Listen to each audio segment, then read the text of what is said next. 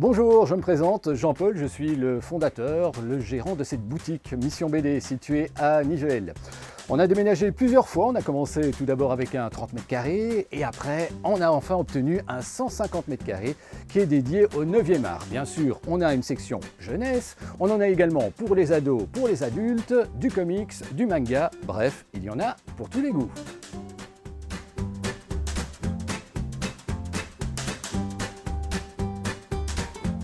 2020, une année spéciale pour tout le monde. Évidemment, on a dû fermer le magasin, c'était le confinement. À quelques jours, ça va. Après, l'ambiance devient morose et on se demande comment garder le contact avec nos clients.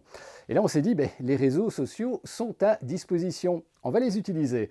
Et on a commencé à la maison, dans le dressing, on a fait des vidéos avec la première, les enfants de la résistance, qu'on vous invite à aller voir parce que depuis lors, il y en a eu d'autres. On y a pris goût et vous aussi, visiblement. C'est sur la page Facebook Librairie Mission BD.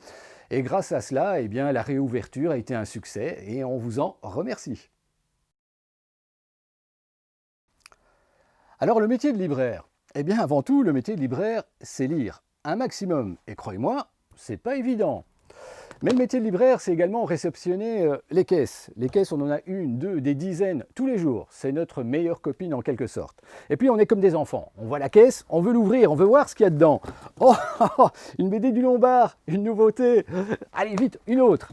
Les Omniscients, par le même scénariste que les Enfants de la Résistance. Allez, encore un cadeau. Ah, ouais, évidemment, ça s'appelle une facture. Quand même. Bon, ça c'est pour le comptable. Le libraire est avant tout un passionné et cette passion, on est là pour la partager en vous conseillant nos coups de cœur, comme par exemple les chasses du comte Zaroff.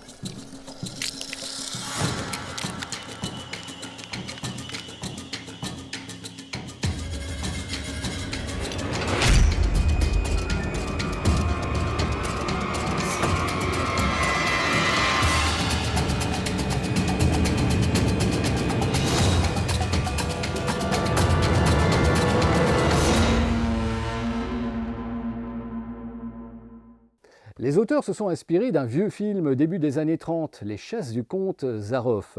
C'est un comte russe qui a fui la Révolution et qui s'est réfugié sur une île quasi déserte. Il organise des naufrages et avec les survivants, il fait des chasses à l'homme. La BD est une suite de ce film. La fille d'une des victimes du conte l'a retrouvée et veut inverser les rôles. Le chasseur devient gibier. Une BD pour les amateurs d'action qui est parue chez Lombard, bien évidemment, et dans la collection signée. On vous la conseille. Allez, à bientôt.